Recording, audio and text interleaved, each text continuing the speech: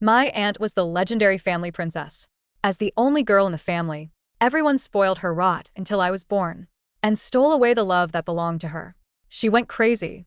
When Dad held me and comforted me, she'd throw me on the ground and sob that Dad was playing favorites.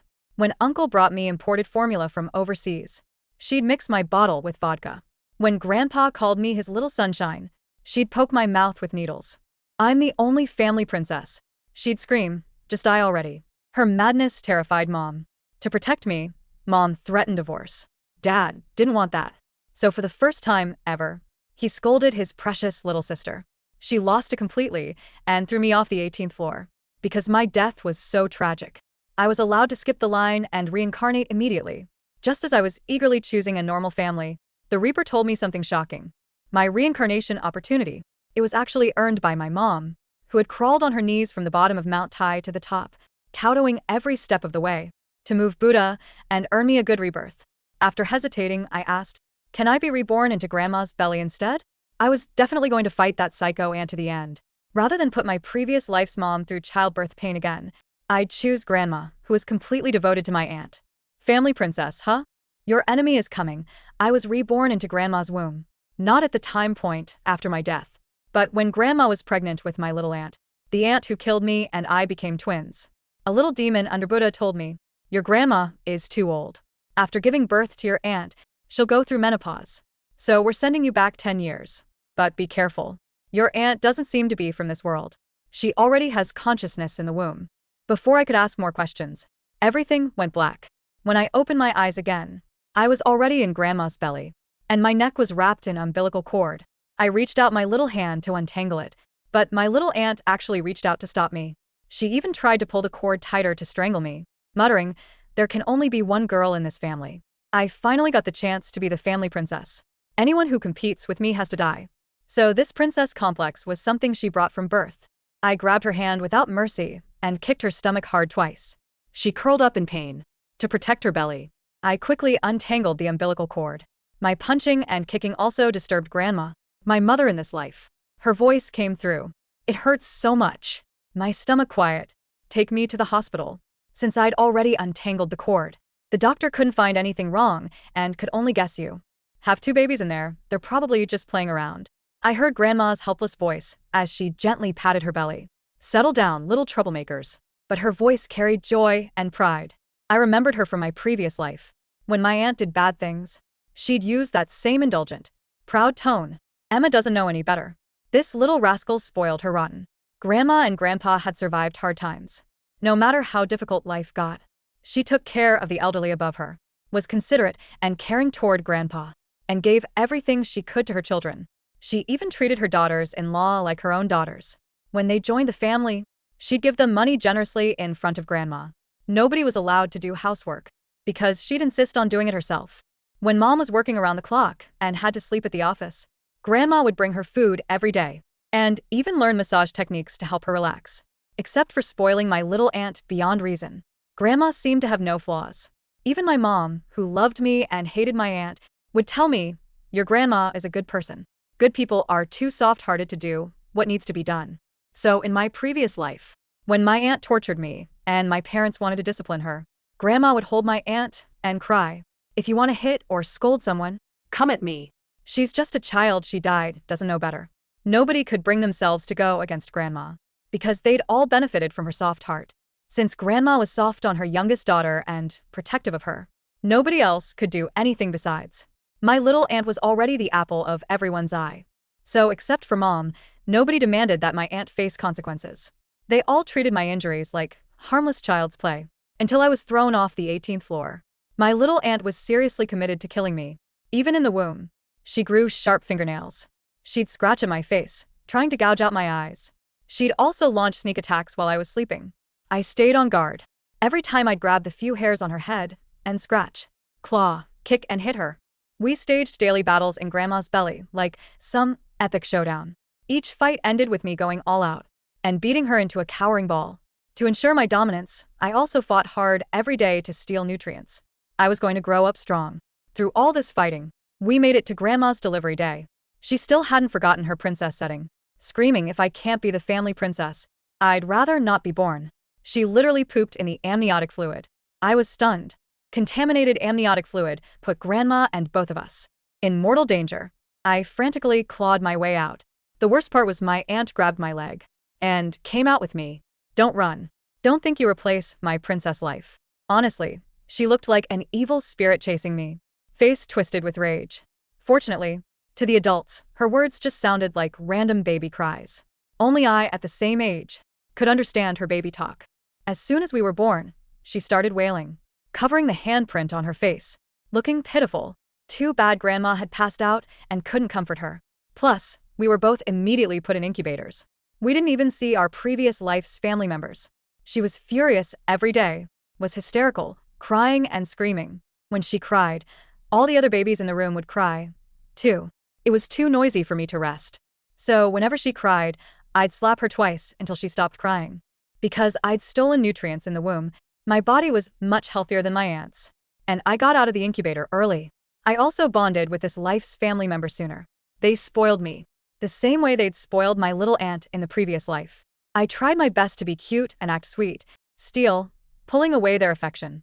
By the time my little aunt got out of the incubator, it was too late in this life, because she lacked proper nutrition. She was not only small and thin, but looked like a little old. None of my brothers wanted to hold her. She also cried constantly, maybe from crying too much. When she wailed, her voice sounded like a broken gong, hoarse and unpleasant. She was still as vicious as before, always trying to hit me and scratch my face in front of the family. I was naturally timid, well-behaved and vulnerable, so the family members all favored me. Instead, they had various complaints about her. Little sister is ugly, and me always hitting big sister. Maybe we should separate them. Big sister's face is all swollen from being hit. Hearing these comments repeatedly, she finally realized she wasn't the only girl anymore. She no longer had the privilege of causing trouble and still being forgiven. So she tried a different approach. She started competing for Grandma's attention. She began refusing formula and would crawl toward Grandma's bosom instead. She wanted to build a deeper bond with Grandma through bosom feeding. But Grandma had been in the operating room, fighting for her life for hours. Because of her troublemaking. Forget bosom feeding. Even sitting up was extremely difficult. Every time she got close, she'd bump into Grandma's surgical wounds. Not only that, but Grandma was too old and had no milk. She'd rather bite, desperately making Grandma bleed and drink blood rather than formula. After several incidents like this, Grandpa he locked her in a small room. What kind of demon child is this? Nearly killed your mother at birth. Now she's finding new ways to torment her. Crying all day, won't drink formula. Are you trying to torture your mother to death? Grandma wanted to protect, but she couldn't compete with having such a sweet daughter like me. I never cried or made trouble. I drank my bottle quickly and obediently. Even when I needed a diaper change, I'd make little sounds first as a warning. Holding me. She could simply enjoy the bliss of family life. Naturally, she became much less attached to my little aunt. Life in the nursery was a war of attrition. My twin sister, the woman who had once been my aunt, was named Emma. I was named Mia. Names of power, but in our household, action screamed louder. By the time we were 3, the lines were drawn. I was the child who brought slippers to Grandpa when he came home from the factory. I was the one who sat quietly by Grandma's side, fanning her when the summer heat became oppressive. Emma, conversely, was a creature of pure, distilled rage. Grandma's soft heart was the only thing keeping Emma in the fold, but even that was fraying. The first major escalation happened on our 4th birthday. The family had gathered to celebrate. My big brother, my father in my previous life, was there. He was young, handsome, and full of energy. Seeing him so youthful, without the weight of a divorce and a dead child in his eyes, made my heart ache.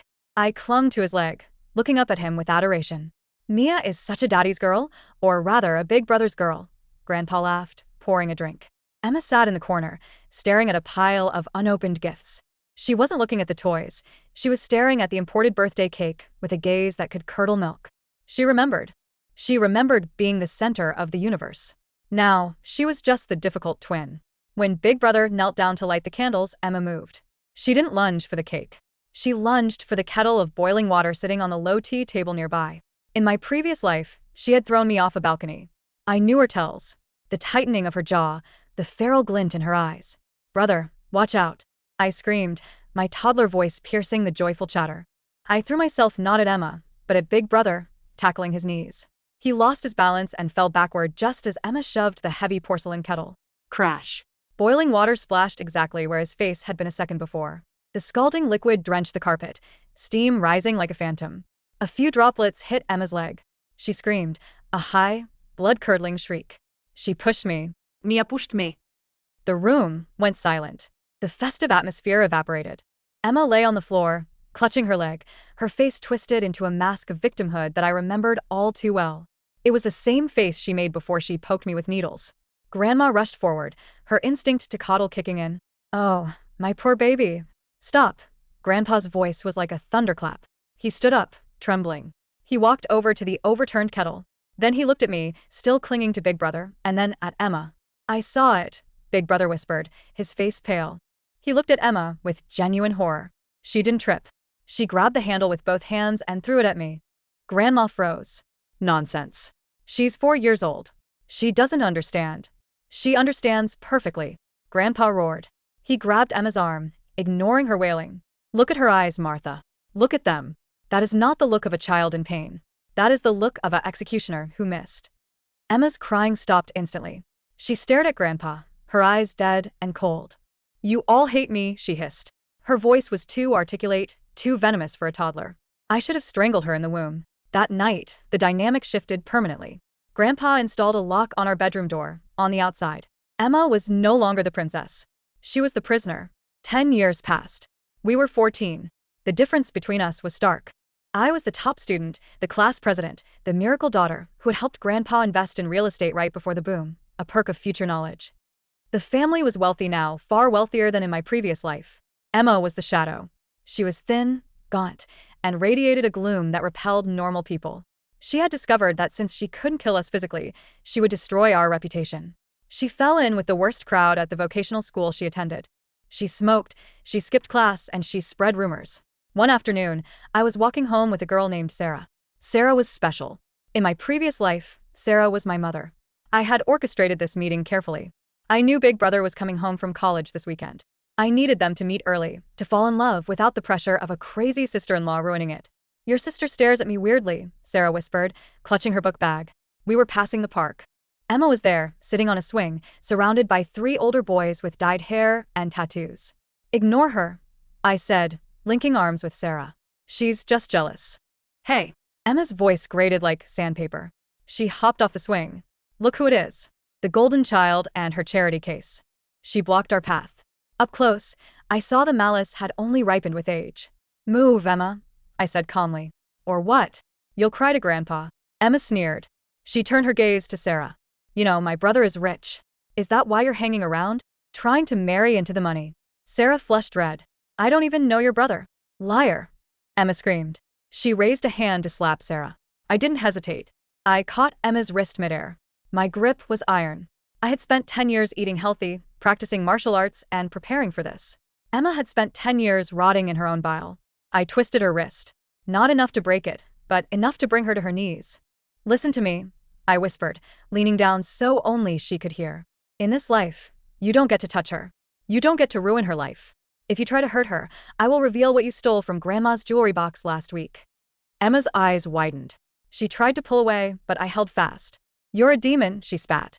I'm your karma, I replied, shoving her back. She stumbled into the dirt. Here, gang, left to here. Humiliated, she scrambled up and ran. That evening, I introduced Sarah to Big Brother. The spark was instant.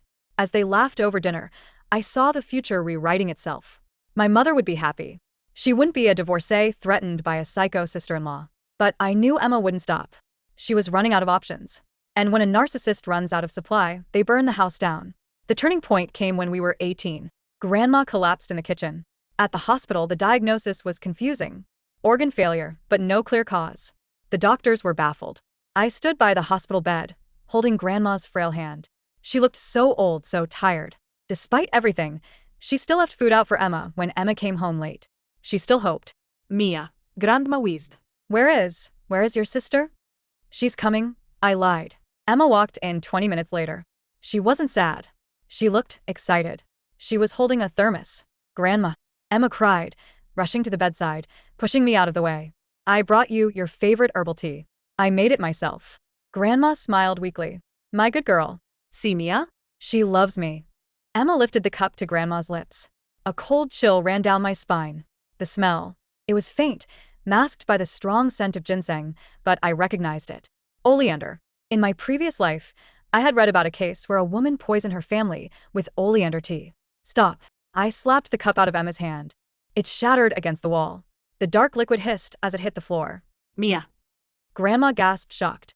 What is wrong with you? You're crazy, Emma shrieked, playing the victim instantly. I stayed up all night brewing that. You just can't stand Grandma loving me for 1 second. Doctor. I yelled, running to the hallway. Get a toxicology kit. Test that liquid. Emma's face went white. She tried to bolt, but Big Brother, who had just arrived, blocked the doorway. Let me pass. She screamed, clawing at his face. Test the tea, Big Brother said, his voice shaking. He looked at the frantic, feral creature that was his sister. If there's nothing in it, Mia will apologize on her knees. But if there is... The test results came back 3 hours later. Lethal levels of oleander toxicity. Grandma didn't speak for 2 days. She lay in her hospital bed, staring at the ceiling. The police came. They took Emma away in handcuffs. She didn't cry. She laughed. She deserved it. Emma screamed as they dragged her down the hospital corridor. She was useless. She had no milk. She let me starve. She loves Mia more. Let her die. Grandma closed her eyes, tears leaking out silently. The illusion of the poor, misunderstood child was finally, irrevocably shattered. Emma was declared criminally insane. They locked her up in a high-security psychiatric facility. 5 years of peace followed. I graduated college. I took over the family business. Big Brother married Sarah, Mom. I was the maid of honor. It was the happiest day of my life. I watched them dance, knowing I had saved them. I had saved myself. But the Reaper had told me something before I was reborn. She doesn't seem to be from this world. Evil doesn't stay in a cage forever. On the eve of my 24th birthday, I received a phone call. She's gone, the facility director said. There was a fire. During the evacuation, we can't find her. My blood ran cold. Mia? Sarah asked, seeing my face. She was holding her newborn baby, my real self from the next cycle, perhaps? Or just a new life. What's wrong? Take the baby, I said, grabbing my keys. Go to the safe house. Don't tell anyone where you are. Go. Now. I knew where she would go. I drove to the old apartment building. The one where we lived in my previous life. The one with the 18th floor. The building was condemned now, slated for demolition. It stood like a skeleton against the stormy sky. I took the elevator, but it was broken. I walked up the stairs. 18 flights. My legs burned, but my resolve was harder than steel. She was there. Emma stood on the edge of the balcony, just where she had thrown me off decades ago. She looked different. Her hair was matted, her hospital gown torn. But her eyes, they were glowing with a faint, red luminescence. Hello, niece, she said. I froze. You remember? Of course I remember, she cackled. The sound was layered, like 2 voices speaking at once. I remember the moment I saw you in the womb. You stole my life. You stole my nutrients. You stole my destiny. You destroyed your own destiny, I said, stepping onto the cracked concrete of the roof. You were born into a family that would have loved you. Grandma would have died for you. You chose hate. Love is weak, Emma screamed. The wind whipped around her. I want worship. I want to be the princess. And if I can't have this world, I'll restart it again. I'll kill you, and I'll kill myself, and we'll spin the wheel again. She lunged. She was fast, unnaturally fast. She slammed into me, and we both hit the ground. Her hands were around my throat. Her grip was like a vice. Die, she shrieked. Die, and let me be born alone. My vision blurred. I clawed at her face, but she felt like stone. Suddenly, a shadow fell over us.